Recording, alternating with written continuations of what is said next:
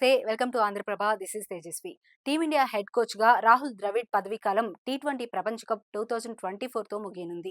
మరోసారి కోచ్‌గా బాధ్యతలు చేపట్టేందుకు ద్రవిడ్ సుముఖంగా లేరు. దాంతో హెడ్ కోచ్ పదవి కోసం బీసీసీఐ ఈ నెల ఆరంభంలో నోటిఫికేషన్ రిలీజ్ చేయగా ఆఖరి గడువు మే 27 ముగిసింది.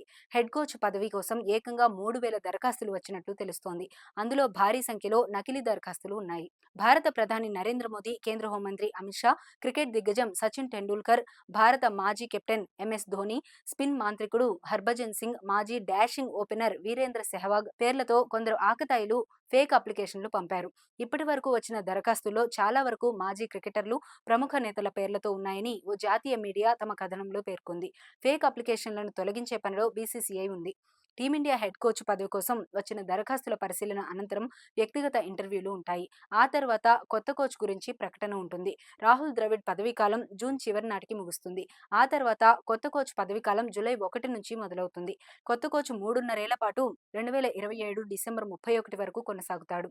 కోచ్ పదవి కోసం ఇప్పటికే పలువురు మాజీ దిగ్గజాల పేర్లు వినిపిస్తున్నాయి. Chennai coach Stephen Fleming, Kolkata mentor Gautam Gambhir రేసులో ముందున్నారని సమాచారం.